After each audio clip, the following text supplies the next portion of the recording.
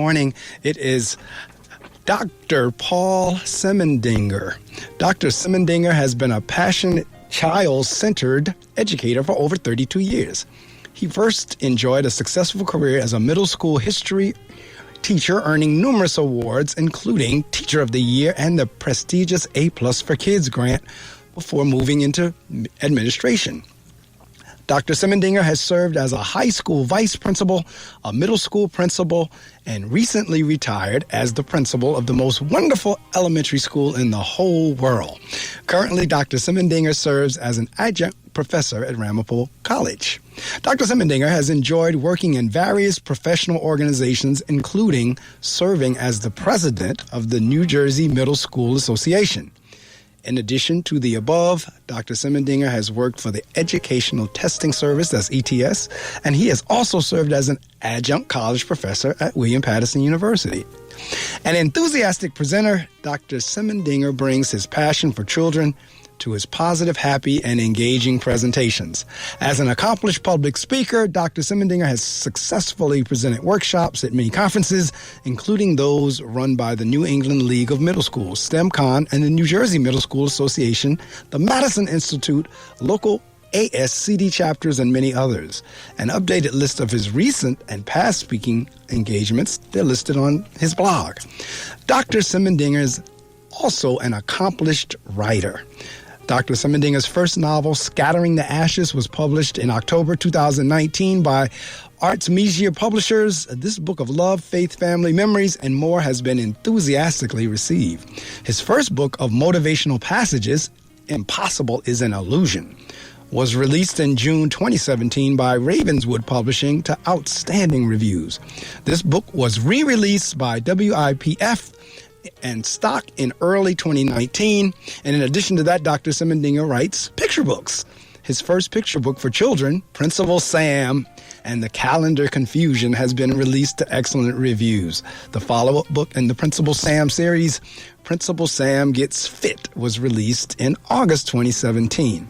Principal Sam and the Three Bears was released in 2018. Children and adults alike absolutely love Principal Sam. In addition, Dr. Semendinger's original and unique history of the New York Yankees, the least among them, was published by Art Media Publishers in October 2021. In April 2023, Art Media Publishing released From Compton to the Bronx, and we're going to be talking about that this morning, the autobiography of Yankee great Roy White, written with Dr. Semendinger. In addition to his published writing, Dr. Semendinger is the editor-in-chief of the very popular Yankees blog, Start Spreading the News. Oh, I hear the song in my head already, which since it was started in October 2017 has had millions of page views. The Yankees blog produces original content daily with numerous posts throughout each day. He is also the co-host of the Start Spreading the News show and the Dr. S.E. Saturday Yankee Show on the Northeast Streaming Sports Network. Dr. Semendinger is a frequent contributor on the Bronx Beat podcast and has appeared on numerous radio programs and now including the Reading Circle across the country. Dr. Semendinger leads an active life. He enjoys running and to date has completed 22 marathons, including the New York City Marathon 8 times. Dr. Semendinger also plays competitive men's baseball in 2 wood bat baseball leagues in New Jersey. A pitcher, Dr. Semendinger helped his team win a tournament in Cooperstown, New York, in the summer of 2021 by starting and winning the game that clinched a spot in the finals.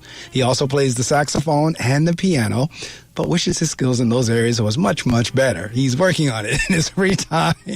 Dr. Semendinger enjoys reading and travel.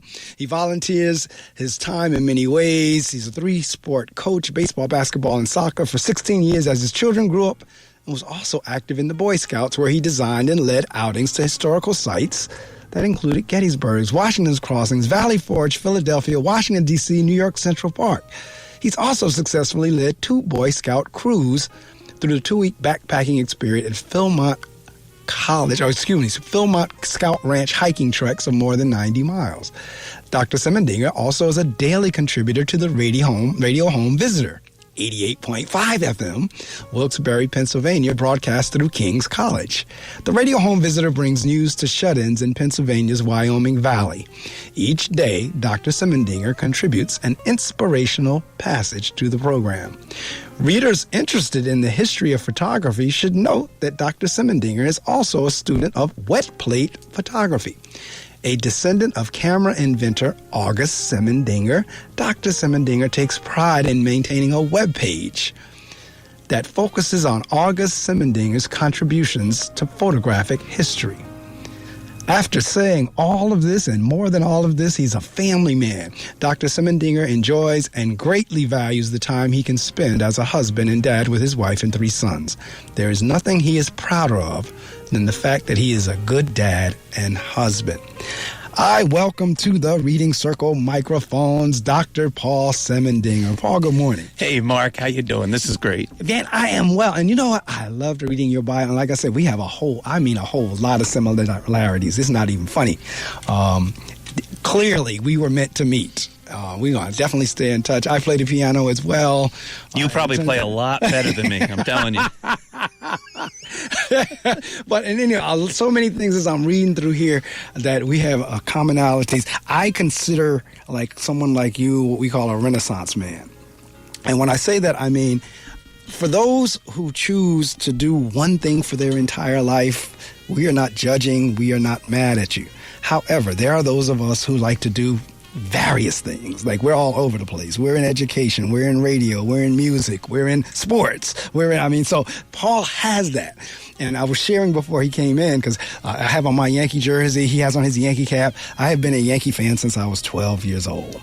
And so that is now 48 years of being a Yankee fan and being a Pittsburgh Steelers fan. So that's why when I saw that Roy was going to be at Bookends, I said, I got to go to that. Because I remember watching him as a kid. And that's where Dr. Semendinger and I met, because he is the author of the book.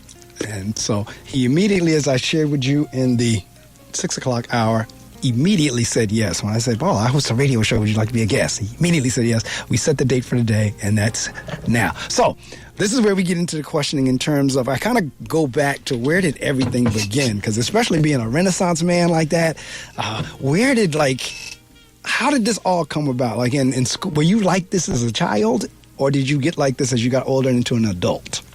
I probably got like this more as I became an adult. I think as a kid, I cared about only baseball. I ate, drank, and slept baseball during that time frame. So I know exactly. Yeah, my mom didn't understand why I couldn't understand my math homework, or I couldn't spell words. How can you not do your spelling, but you can spell Yastrzemski? I don't know, but I could. Why can't you remember certain homework assignments, but you know that Greg Nettles hit 32 home runs in 1976. Well, he led the league, Mom. I mean... Oh, my God, that is funny. Yes, because like I said, during the time when Mr. White was playing, I knew that entire team. Now, I can't give you the entire roster today, but during that time frame, I could. And that night we were there, Willie Randolph dropped in. Willie Randolph popped by, and yes. So I was like, I saw him and 2 ladies come down the steps. And I looked. I said, couldn't be. But then he went up on the, and I was sitting next to the lady. I said, is that Willie Randolph? And she says, yeah, it is. I was like, oh, my God. So 2 players that I literally watched on TV, I knew that entire team. Chris Chambliss, Willie Randolph, Roy White, Mickey Rivers. I mean, it was just up and down the line. And I remember when Thurman Munson got killed, I was heartbroken. Me too. I was heartbroken. I mean, heartbroken. I mean, it took me a little while to get over that. I remember it well. Matter of fact, Michael Jackson's song, I think, Don't Stop Till You Get Enough, or one of those were out about the same time. And every time I would hear that song, I would think about Thurman Munson. It was one of those Michael Jackson songs that every time it came on, because it came out about the same time he got killed, I thought of Thurman Munson. But I mean, I'm sharing all this to say, going back to that those Yankee teams knew them all. And Paul has written about that, and specifically the book on Roy White. But we're going to work our way up to that book since it's the latest one, and then we're going to talk about his earlier works. So, going back to as a child, were you writing as a child, or where did the whole author piece come from? Were you writing in college? Were you Where'd that come from? I've always enjoyed writing, and I did write a little bit in college, but I was a history major, so I did not do any creative writing classes, but I did write a short story that was published in the, whatever you call the college literary magazine type of thing. And, you know, I actually, my roommate and I wrote a book about the Beatles. We had this is the 1980s, and we became fascinated with the Beatles, and we thought it would be great to write a book. There was no internet back then. Right. About all the different Beatle albums and the songs on each Beatle album. And then one day, one of us went into a bookstore, and we found out that book had been written a number of times. So that was our first. that never got anywhere. It started and it never went anywhere. And remember the book that came out in the 80s, All You Ever Need to Know, I Learned in Kindergarten by Robert Fulghum? Yes. And it was just short essays. My senior year, I started writing a book like that, but I'd never followed it through to the end or anything like that. But I've always dabbled. And then I said, you know what, I need to find myself through writing. And as a principal, the one thing that I started doing right when I started as a principal was writing a memo to the teachers each week, and I called it the Weekly Memo. It wasn't very original title, but it wasn't just, you know, on Tuesday we're going to have an assembly at 2 p.m. and please make sure you have your grades inputted by Friday at 3 or whatever. And it wasn't that kind of stuff. I always began it with some creative writing, and sometimes it'd be pages long, and people would laugh at me. But those motivational passages became something that some teachers, not all, looked forward to. Right. And I carried that through my 24 years as a principal. And you know, that led to me starting to write fiction, and then, you know, doing research on other things and writing the Yankee book. And through my blog and through podcasting, I was able to meet Roy White and then write his book. Wow. And we're going to, all right, I'm going to backtrack a little bit now. As a child, did you want to be a teacher? Was that your goal, to be a teacher? No, not at all. When I was a child, my goal was to be a Yankee. Right. Same here. So I realized late in life there was nobody who could beat me in wiffle ball in my own backyard. So I figured that was like, obviously, if I can beat everybody, like 4 kids in the neighborhood, in wiffle ball, that means I must be an elite talent. It took me a long time to realize that when I played baseball on Little League teams and things like that I really wasn't any good. I went to Midland Park High School, and in Midland Park, it's still a very small school. Right. Most of the juniors and all of the seniors, if you went out for baseball, you played varsity. My junior year, I was playing JV with the freshmen. And I think it was at that point that I realized, like, you really need to have talent to make it to the major leagues. So then I decided I'd be a broadcaster. And I thought that's what I would do. But when I got to college, I realized that my passion was in helping kids and in history. And so I followed a path to education. My mom's a teacher. My dad's a teacher. My grandma's a teacher. My wife, who was my girlfriend at the time, she was studying to be a teacher. It just seemed like the right place to go. And it was. It was great. No, it really is. And I asked that question because a lot of times, you know, I always had education in our blood. I took a detour and worked corporate America for 15 years and left corporate and came back to education. And it has been a great ride in terms of, as Paul was saying, in terms of helping other people and helping kids. But like he said, and you also, so you went from, all right, what was your transition from being teacher to administrator? I mean, is that something that you wanted to do? Because I know in the beginning, I had already told my dean when I was doing the M.Ed, you know what, this is great, but I don't think I ever want to lead a classroom. And he says, well, let me put it to you this way. He said, as a classroom teacher, you get to impact 10, 15, 20, 30 kids at a time, but as administrator, you get to impact a building. And when he said that totally reframed my thinking. So was it a difficult or an interesting transition to go from teacher to administrator? It was an interesting transition. I think I was ready to do that because I got my master's here at William Paterson. And then later on I got my doctorate at Seton Hall. But you know, I think William Paterson prepared me well for becoming an administrator. The weird thing was my first administrator job as a vice principal in Pompton Lakes, they hired me after the school year had already began. And so my last day as a teacher in Fairlawn, I think, was on a Wednesday. I think it was October 23rd, 1996. And my first day as a vice principal was a Thursday. It was the very next day. So I went from being a teacher to being an administrator overnight, like literally. And that was weird because the people in Pompton Lakes, and they were great, and I loved being there. They didn't know me as the great teacher that I think I was. Right. So I was like a real motivational teacher, and I think I did a great job. They just saw me as an administrator. And so you had to sort of break those barriers because people immediately see you in a different way. And I'm like, no, I'm not a bad guy. That is correct. He's absolutely right. And it's interesting. Our paths, like I said, they are so similar in terms of like leading schools and, the things that we're interested in. So you had that experience now, and now were you writing while you were also like writing books while you were principaling? Yes, I was writing books while I was principaling, yeah. Absolutely. And so then you first started out writing fiction? Or which? Well, you know what? There were a whole bunch of books all written at the same time, basically. Okay. It's when they came out. So, yes. So I see Scattering the Ashes. Scattering the Ashes was my novel. And that came in my head, and I just had to write it, right? It was something I needed to get onto paper. And at the same time that I was querying and trying to get that published, I'd also come up with some children's books, the Principal Sam series. And at the same time, or in a similar time, you're meeting literary agents, you're meeting publishers and things like that. And they're all like, who are you? Well, I'm me.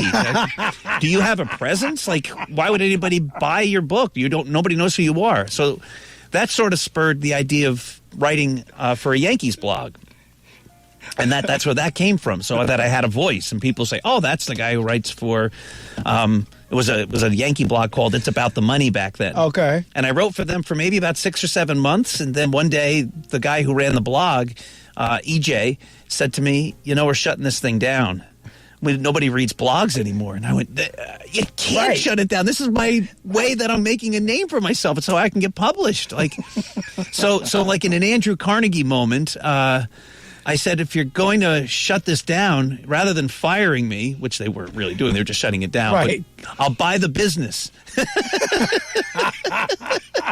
So I said, can I have the blog? And they said, yes, the only thing you need to do is change the name. Okay. And they didn't charge me anything. It was free. You just had to pay the hosting fees. Right. So I changed the name to Start Spreading the News. And, from there, all of a sudden people are like, oh, Start Spreading the News. Yeah, we'll publish you. And I had a name, and I think the story, the Scattering the Ashes, I think is just the most magnificent story. So it got the attention of Artemisia Publishing, and they loved it. And the rest, I guess, is history. Wow.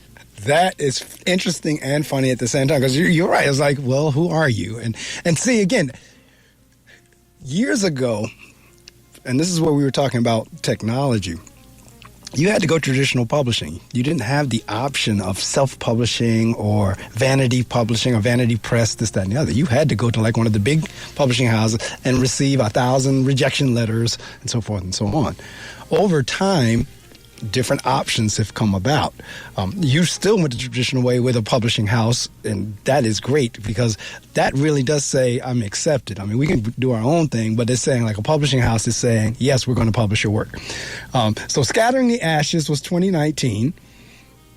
It says it's a book of love, faith, family memories. And so kind of like where, as you're writing that, what was going on? Was it cathartic, or was it, just it was great to be getting these on paper? It was a story that I had to write. It came to me.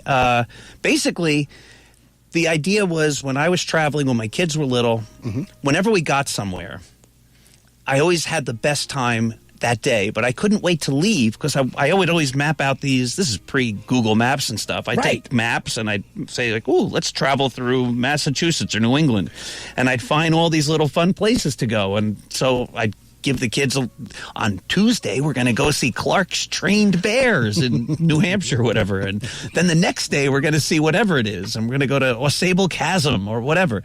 And so I was always happy to be at place number one, but I couldn't wait to be the place number two. And when we'd leave, I'd always say, one day we're coming back. And of course you never get back to most of the places. And I thought, wouldn't it be neat if there was a story about a father who, when he passes, before the child can collect his inheritance, needs to scatter his dad's ashes at those places along the way. And that's where the story came from. Okay. And the thing is, like the character, I wrote about a character whose father dies, and you have to scatter his ashes. And one of the first people I had read it was my dad. I'm like, Dad, you want to read my novel? He's like, yeah, that sounds like fun. I'm like, just so you know, it's about somebody whose dad is dead. It's not you, but...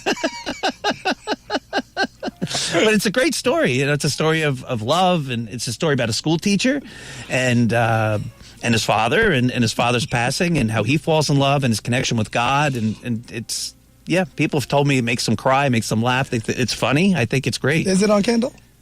It is on Kindle, yeah. Okay, because see, this is what happens. Usually what happens with my guests is once I start talking about their work, I usually go home and download it on Kindle. Nice, yes. So that one, you've already whet my appetite. I'm intrigued. I want to read about it.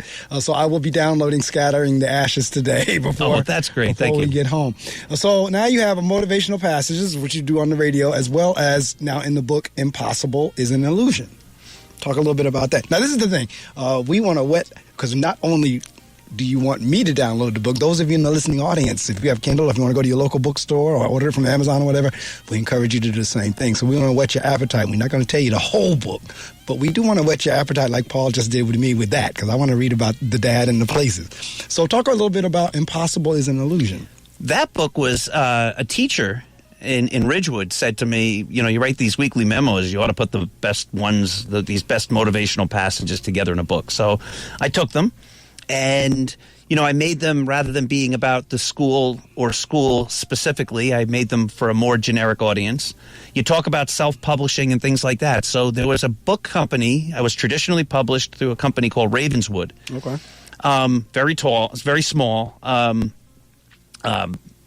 Traditional publisher. It wasn't the Vanity Press, but they then made the decision to go become a vanity press. And they were the people who actually first published Principal Sam as well. And so they reached back out and they said, we're going to be a vanity press now. And if you don't want to be somebody published through a vanity press, we'll give you the rights to your books back.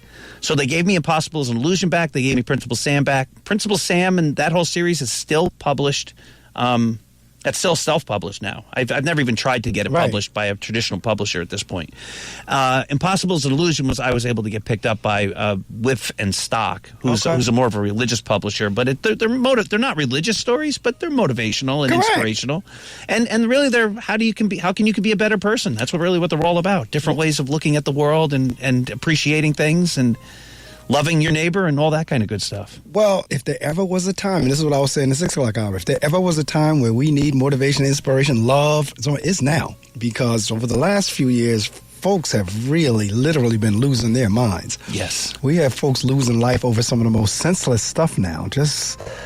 I'm like talking to my aunt last night, and she was telling me this crazy story about a woman who went to retrieve her son's iPad. And the woman got shot through the door. She was killed through the door. She just rang the doorbell, just asked, did my son leave his iPad here? And she gets killed.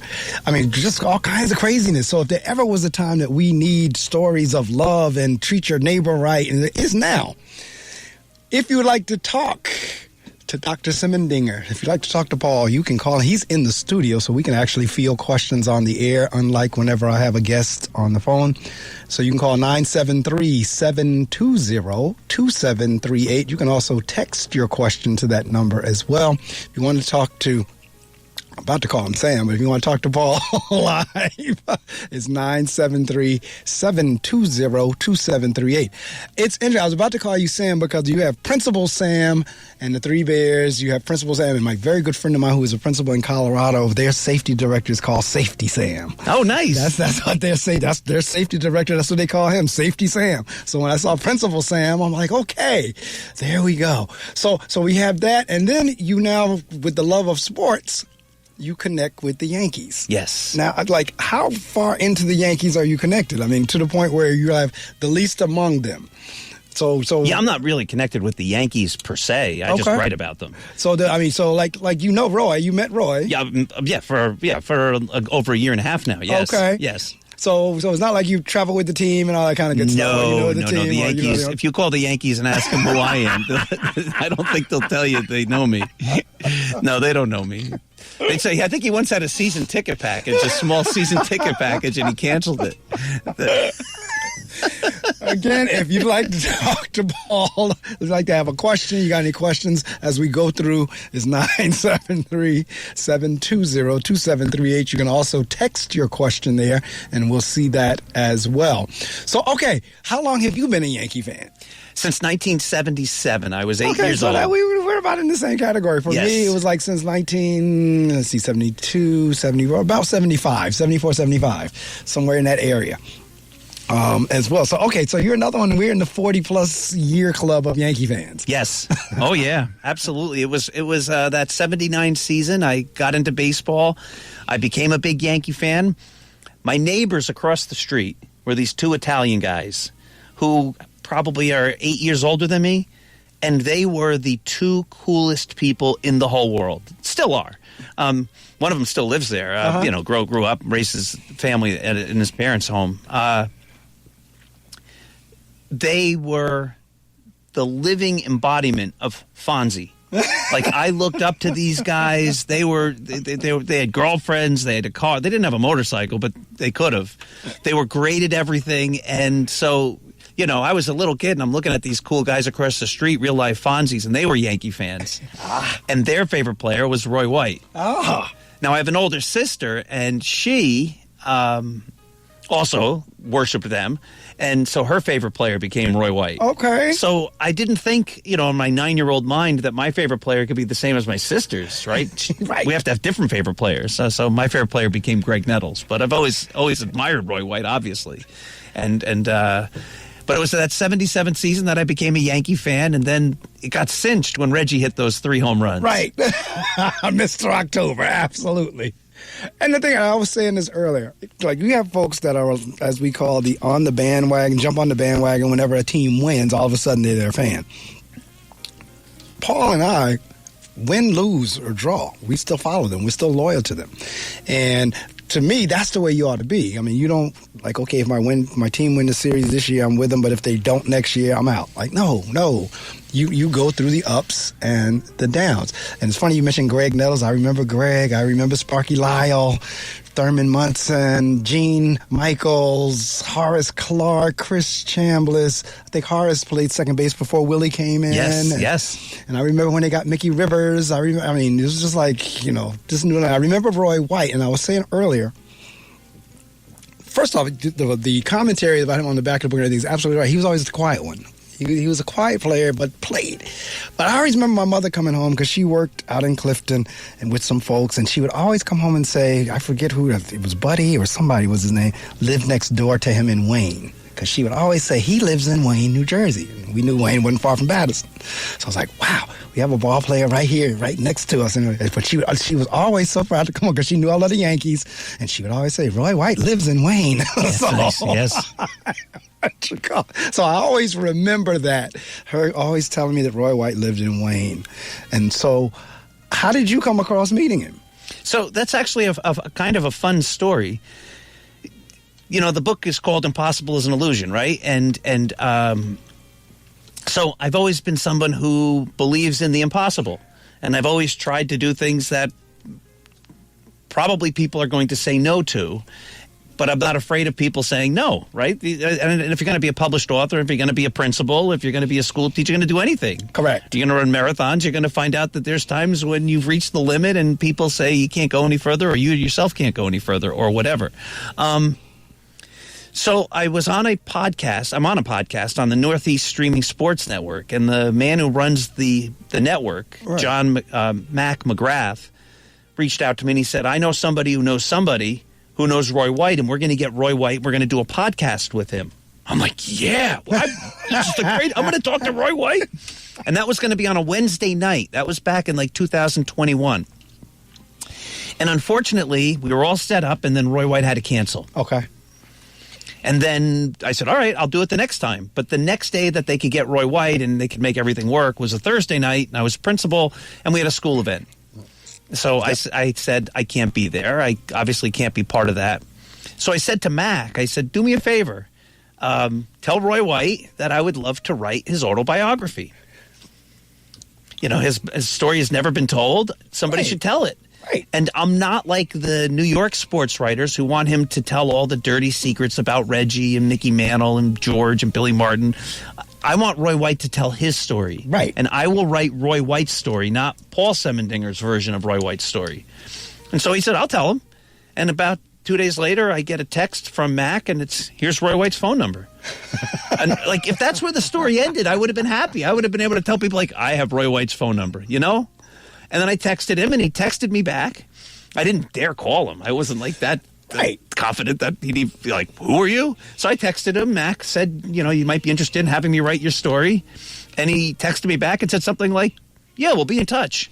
That was in November.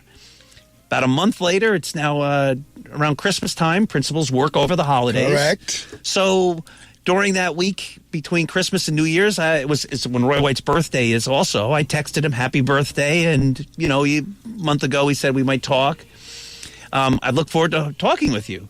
And as I was driving home from Ridgewood to Wyckoff, while I was in Glen Rock, my phone rang on my car, and I look at the thing and it says Roy White. I'm like, Roy White is calling me on the phone. And so I pulled over off to the side of the road. I didn't want to crash or anything. And I talked to him and I gave him the pitch. It's going to be your book. Trust me. You don't know me, but trust me. I'm a principal in Ridgewood. I'm a, honest person. The book will be everything. The only thing in the book will be what you say it is. Right. I won't add anything. You will have last say over every last word. It's your story that I'm just going to write. And he said, let me think about it. And about 2 days later, he sent me a text and said, let's do it. And we did it. That's how it all happened. Wow, that is amazing. I told you my story about how I got on the air here. It's like that's in that same realm. That's in that same line. You just take chances in life, absolutely. Right? You really do. And you never know. But, I had an opportunity to meet Mr. White at the book signing. Very nice, man. For a couple of words, a couple of minutes that we had together, very nice. And then I didn't get a chance to talk to Mr. Randolph. I didn't get a chance to talk to Willie. But I did get a couple pictures of him as he was standing next to Roy. Roy was very soft-spoken. Very humble, very nice. And I'm reading the book. I love the way it reads because you're right.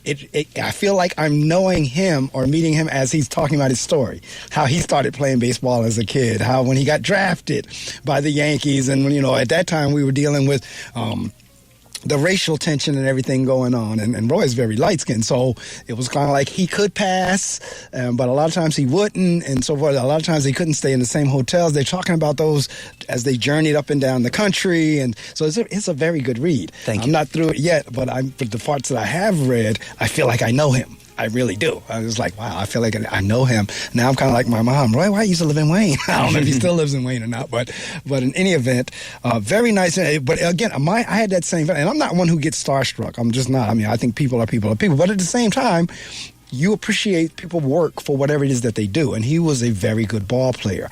And like it says back here, like I think it's Derek Jeter that says there, this is a must-read about the most underrated Yankee of all time. I have to agree with Derek there because it was like quiet, soft-spoken, did his thing, did his job, and he wasn't like the Reggie Jackson, like you got the constant fanfare, this, that, and the other, but was an important cog in the Yankee machine nonetheless. So the book title is, and you have a bunch of, are these the other books we talked about? The ones that we talked about? Yep. Okay. The latest book title is Roy White, From Compton to the Bronx. So Roy was actually born out in California, out there in the Oakland area. L.A., yeah. L.A. area, right, the L.A. area. And again, it's another one of these stories in terms of family challenges and everything else. It has all of that in there in terms of, and his moving from one side of the country to the other, his getting drafted, his meeting his girlfriend and getting married, so forth and so on. Very good read. And again, just the fact that it was a Yankee, that's what caught my eye. I'm reading from the back of the book. I just read you what Derek Jeter said. What this world needs is more men like Roy White, not just as athletes, but as inspirations for future generations. Alan D. Gaff, author of Lou Gehrig, The Lost Memoir and Field of Corpses. This book is a must for any baseball fan. Chris Donnelly, author of Doc, Donnie the Kid, and Billy Rawl. A portrait of the American dream itself. Daniel R. Epstein, co-director of the Internet Baseball Writers Association of America. Now, one of the things, when we're talking about Roy being so soft-spoken and humble, no scandals. No scandals. No scandals. And so for athletes and politicians and other folks, sometimes that sadly can be rare. that, the bigger your name is or the more that you do, the more chance for scandal that you have. Roy did not get into any scandals. When I grew up watching the Yankees, those were what they called the Bronx Zoo Yankees, right? And again, those were the guys that made the headlines, Reggie and Billy Martin and George Steinbrenner and all the Thurman Munson and all the chaos that ensued around them and the big egos. And, I was a 9-year-old kid. I thought that's how adults behaved. But looking back on it now, I don't think the Yankees, with all that talent, would have been able to win if not for guys like Roy White and Chris Chambliss, who I talked to for the book, and Willie Randolph, who has a passage in the book. If not for them, because but it was really, they all followed Roy White's lead. He brought the tension down. Right. So he was able to help the team focus on playing baseball. The other stuff went away, and let's go out there and win baseball games. And he was the quiet, dignified leader. Yeah, and no scandal, because he...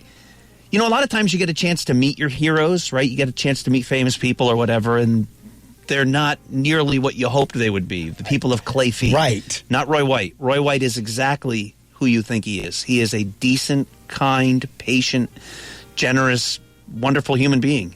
And I think I was up there for maybe all of 4 minutes, if that. But that came across during those couple of minutes as he was signing the book, and, we took pictures and so forth and so on. That came across. It really did. The energy of exactly what you described came across. Those of you in the listening audience, my guest this morning is Dr. Paul Semendinger. And we are talking about his latest book as well as we quickly went. As a matter of fact, I want to go back to your earliest book, the picture books. I want to talk a little bit about that. What is a picture book? A picture book's a book for kids, right? With big pictures, like Mike Mulligan and the Steam Shovel, or Dr. Seuss books, or things like that. So how do you go from picture book to novel to inspirational to sports book, autobiography? You know what? You said it before, maybe. I just have a lot of varied interests. I'm actually starting research in 2 weeks. I'm going to be at Gettysburg. I'm writing a book about Gettysburg. Okay. Actually, I hope it's 3 books, or at least 2 books, but definitely 1. That'll be the first one. I'm writing. I'm begin my research in 2 weeks. On the 28th, I'll be in the library at Gettysburg National Historic Park. I'm a student of history, and I just follow my interests. The Principal Sam books, just to touch that real fast, that was easy, the first one, the Calendar Confusion. I was an elementary school principal, and I just loved being with the kids and having fun. Right. And whenever there's a holiday, I would say silly things to them, like it's Valentine's Day. I'm like, oh, yeah, tomorrow's going to be Valentine's Day. I can't wait to wear my costume. They're like, what? Costume? Yeah. Isn't that when everybody dresses up? And, they take you seriously, at least to a little point, before they realize you're just being silly, and then they laugh. And that's where I thought about, wouldn't that be a great kid's book? Imagine there was a principal who was good at what he did, but he just mixes up all the holidays. And that's the whole story. For those of you in the listening audience, my day job, as they say, is being an educator or principal as well. And I will say this, and I've been in different various jobs. I've been in corporate, but in terms of, Paul is describing, in terms of just having fun with people, education is it. I was telling my aunt last night, one of my favorite shows was Boston Public. And I know we have Abbott Elementary now, but people would, when I would say Boston Public, they would say, that's unrealistic. I was like, no, it's not. All of the scenarios, as far-fetched as they were in Boston Public, has and will and can happen on any school district in any school on any given day. The current show that's poking fun at education is Abbott Elementary. And the first time I saw the episodes of that, I was on the floor laughing because they were exaggerated, but again, they happen in school. Now I know you can relate to this. When we have our plans laid out, when we're in the car, when we're coming into the school, and best laid plans can get totally thrown out the window by a parent, by a student, by somebody at central office, by what best laid plans can be. No 2 days are the same whenever you're in education. Whether you're a teacher, whether you're an administrator, or for that matter, probably even student and parents, there are no 2 days that are the same. Ever. But that's what makes it great, right? But you have to keep that perspective, right? I think sometimes what happens is people then get caught up in, today was the day I was supposed to do something, but I'm not doing it because I'm dealing with something else. But But we're dealing with people, and we're helping That to is mold and shape correct. young lives and make people and help people become better. And so That's absolutely right. I mean, it's like I will sit there. I have students in my office and said, "How did that even come to your mind? Like, how did you come up with doing that?" I mean, there are times when I'm sitting there, the child's sitting across from me. I want to laugh, but I can't because it's a serious issue. But just to hear their response, but it is an opportunity to have a lot of fun as you're helping people. And years ago, talking about athletes, and Charles Barkley is what Charles Barkley is, but he made a comment a few years ago that I just totally did not agree with when he said they're not role models. Yes, we are. Mm-hmm. We Absolutely. are role models. These kids watch us. And going back to Roy White, that's why it was so important that he was kind of like the stable, quiet figure that he was. And that's why I'm making the big deal over no scandals. Because a lot of times with particularly, like you said, the bigger the ego, the higher the name, the more the salary, the propensity for scandal is higher. So we are role models. And again, as I go back to Mr. White, always very quiet. And it wasn't one flashy. Wasn't one always, the media hog trying to get in front of the camera. Just very quiet. That night when we were at the signing, somebody had asked him about his memory or most momentous moment, whatever. He said about hitting the home run. And he said that was like, of all the things he remembers hitting, I forget what situation the Yankees were in, but he had hit the home run. It was a World Series home run. Yes. He was talking about in 78. Yes. So again, if you want to talk to Paul, you can give us a call. He's actually here in the studio. I do not take the fact that the phone does not ring as folks are not listening, because I know how it is. If you're not in radio, you might be scared to get on there. But the number is 973-720-2738. You can call up. Let me check to see if somebody had text a question. Okay. It says, I'm not a baseball fan, but I am enjoying this interview. His reflection on various areas of North Jersey brings back great memories. Thank you. All right. Nice. Thank you. Okay. Thank you. So, all right. So again, the book is From Compton to the Bronx. Now, I don't know now, as the kids, because I know most of my kids, that is the aspiration, is to become a professional athlete. I mean, it's like, what do you want to be when you grow up? I'm playing in the NFL. What are you going to be when you grow up? I'm going to play baseball. So it's like Victor Cruz, who's from Patterson. He was at one of my schools one day, and we asked the kid that question. What do you want to do? I'm playing in the NFL. So Victor says, okay, do you know any NFL players? No. Are you working out? No. Are you on a football team? No. So Victor looks at, well, how do you expect to get to the NFL? It is interesting how people wind up in professional sports. And as you read Roy's story, it was very interesting, because he's naming all these players that got drafted ahead of him. Mm-hmm. And he also names players that got paid a whole lot more than him at the draft than what he got whenever he got in. Anytime throughout the book, and I haven't gotten through in it, or in your discussions with him, do they ever talk about the salaries of today versus the salaries then? I mean, you're talking folks that are making millions of dollars. Yeah, the salary structure today is ridiculous compared to what they were able to earn, right? So he was playing before Curt Flood challenged the reserve clause. He was playing for years, decade before free agency and even getting the first big step in monies. But at least the superstars did, and everybody else then getting bumps up. When I wrote the book, I let Roy White tell the stories. Correct. So the conversations were always guided by what he had said and where his career went.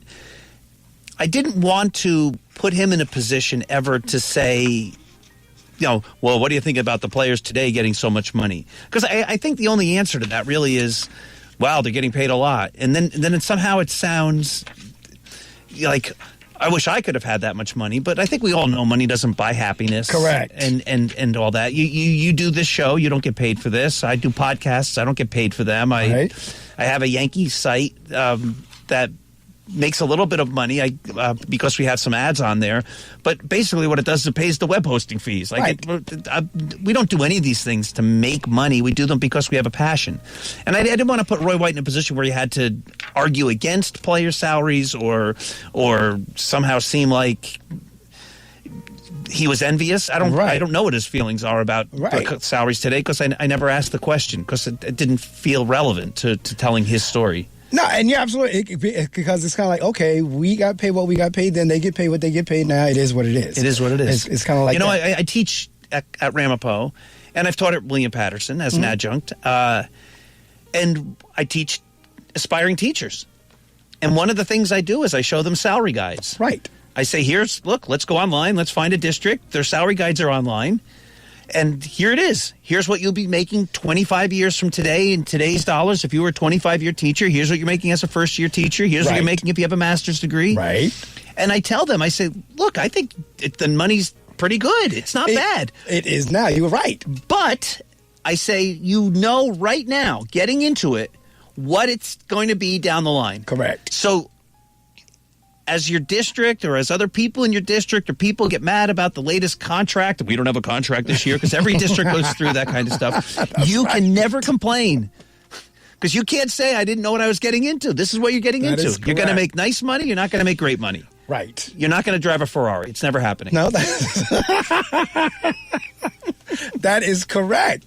I remember, though, like New Jersey, or at least Paterson District, when I first started teaching, back in like 2000, 2001, 2002, somewhere around there, the salary did go up. It went up from like a starting salary of something like 26 to like 40. Wow. Something like that. It was a big jump because I remember when they made the announcement, teachers broke down in tiers. The ones that had started at 26, because, we work in steps. Yes, yep. It's the step system. So they were like, but it's going to take me another 10 years to get to 40.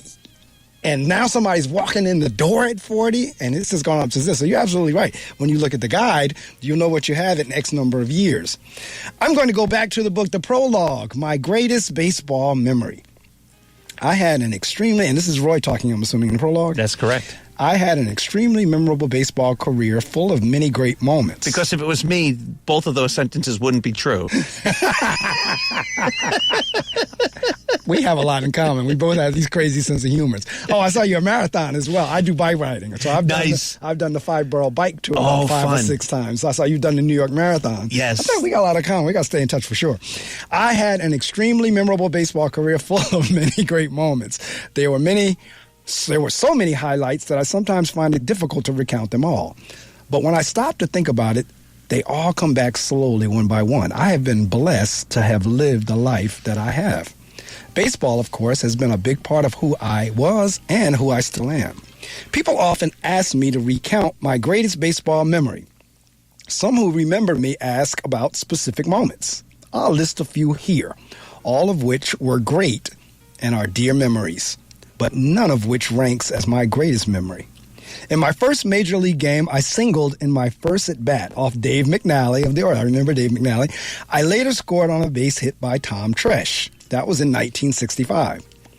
I became known as an outfielder, but I played second base in my first big league starting assignment, a game in which I had 2 hits. The next year, 1966, I hit my first big league homer off Sam McDowell, who would one day be my teammate. I batted fourth behind the great Mickey Mantle. I was there to protect him in the batting order.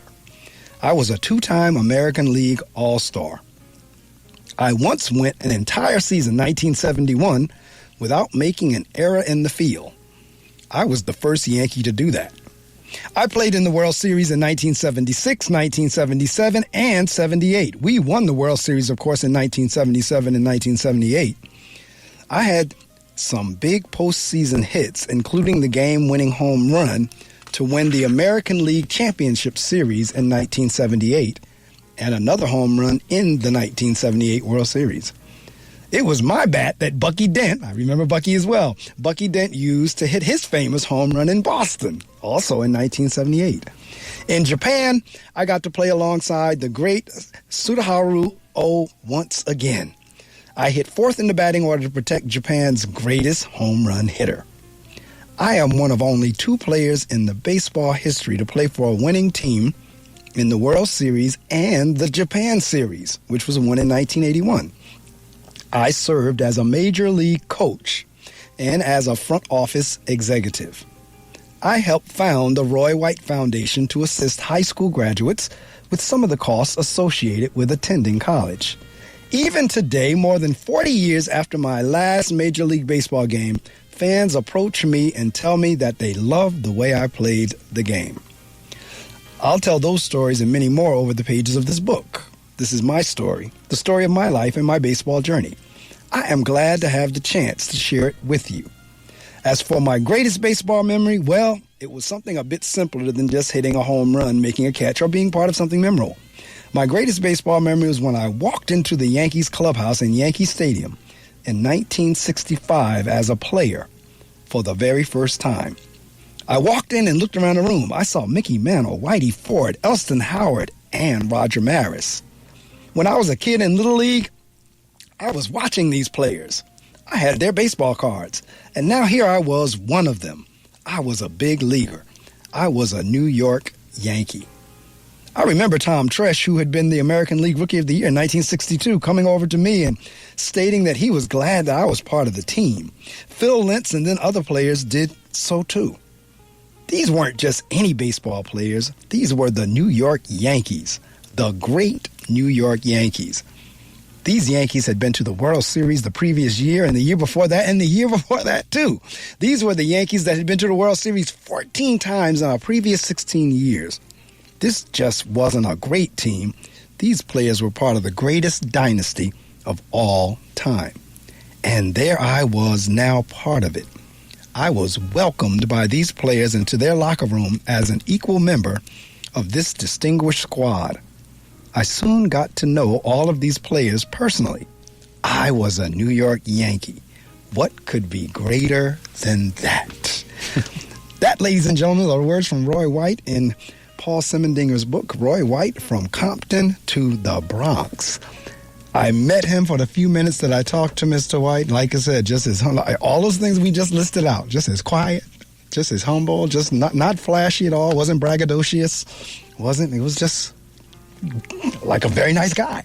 And that's what he is, absolutely. Oh, so what's next?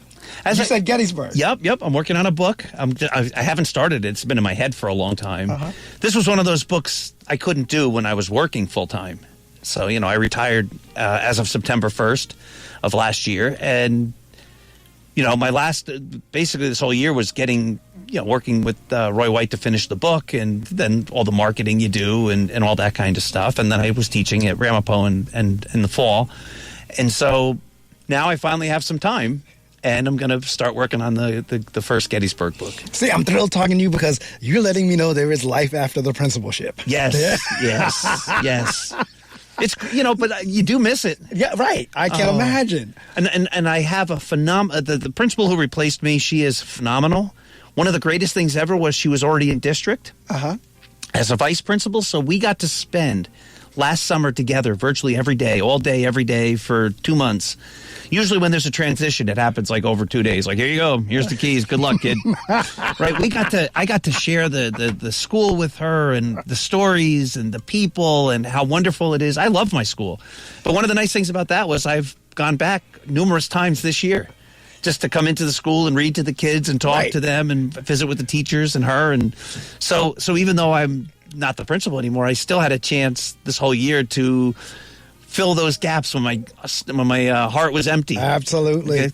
And then when you go there, are the kids still there who were there when you were principal? Yeah. Oh, yeah. So usually my experience has been whenever you go back to your former schools, you're treated like a rock star. A rock star. Like, oh, my God. Like you the walk Beatles. Yeah.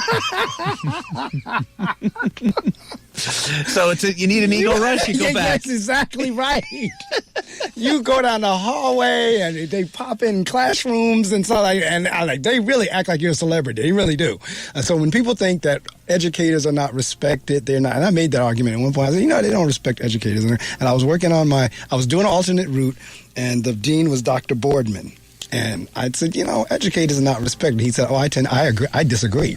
And we got into a whole debate. And after the debate, I switched over. Nice. Because in terms of, if you go to the supermarket, if your kids see you anywhere outside of the school area, they're, shocked.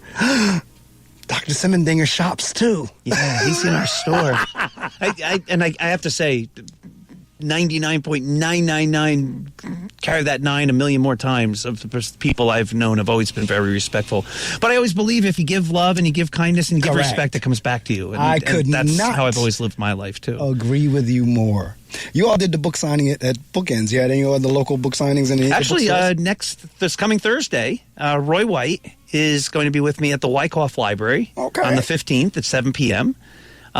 We did a book thing at Yankee Stadium. We did a thing in Fairlawn. He's doing a lot of bigger events. It's his book. It's not my book. Right. It's our book. But people will pay to go see Roy White. They're not going to pay to come see me. So I've been sort of doing the local library circuit, and I've done a lot of podcasts, and the baseball organization SABR, which is the Society of American Baseball Research. I've done a lot of their meetings across the country through Zoom. But we're doing at least one more big event. That'll be this Thursday at the Wyckoff Library. Okay. I asked Roy if he would do a smaller event, like a free event, right? Because some of the other things people have to pay money. And of course he said yes. He said, of course. And so this is our big free event for people who want to have a chance to hear Roy White talk, maybe get his autograph, buy the book, or whatever. Okay, well, and this is a great segue into this part of the interview. What I do is I turn my mic off and start talking, and you have the opportunity to promote anything you'd like to promote. The only thing you can't say is a dollar amount. But anything short of that, you want to shout out anybody, you want to shout out your family, you want to talk about upcoming work, you want to talk about your books you already have, websites, and your blog, podcast, anything you want to promote, I'm going to turn my mic off and you go for it for the next few minutes. Well, I think you already did that. I mean, we've talked all. I'm not a self-promoter. So, well, yeah, I have a wonderful wife, Lori. She's at home. Our anniversary's at the end of the month, 32 congratulations. Great years. And I have 3 wonderful sons, Ryan, Alex, and Ethan. And Alex is engaged to a wonderful girl, Perry. And Ryan's married to a wonderful girl, Tiffany. And Ethan has a very special girlfriend, Lexi. And so life is good. I know that's wonderful mom and dad and wonderful in-laws. So I'm blessed. I have a great family. But yeah, you've talked about my books. You've talked about my sites and all that. I don't need to plug them. Well, I'm big on energy. And you give off a positive vibe. That's what people tell me all the time. And I think you got 2 positive vibe people here together. And I love your sense of humor. Both of us have been laughing on the air. Again, I love your spirit. Very similar in terms of, as I read that bio, like you said, you're talking about the 5 marathons. I've done like the 5-borough bike tour 4, 5, 6 times or what have you. Very similar in us being present. Matter of fact, you know what? I might have you come speak at my school. I'd love to. It's an all-boys school, and I'm constantly exposing them to guest speakers. You name the day, I'm there. I'm gonna, if I can get it in June, great. If not, we can do it like in the new school year. But yeah, I'm gonna have you come because we constantly have folks in and out in front of them, sharing their stories, and you got a story, and the fact that they when I came back that day, I brought the book with me to the school. Guys, guess who I got a chance to meet last night? But it has been an absolute pleasure, as I thought it would be for the few minutes that I met you, and us going back and forth on email. I said, this is going to be good. So it was. Thank you. I'm so glad I could be here, and I'm glad we could do this. And same here, and like I said, I record them. They're going to be on my YouTube channel. I will email you the MP3 links. You do what you want when you get them. I'll put it on, start spreading the news. There you go. And that'll work. So any closing thoughts you got, I'll give it to you. Otherwise, we're going to get ready to close out.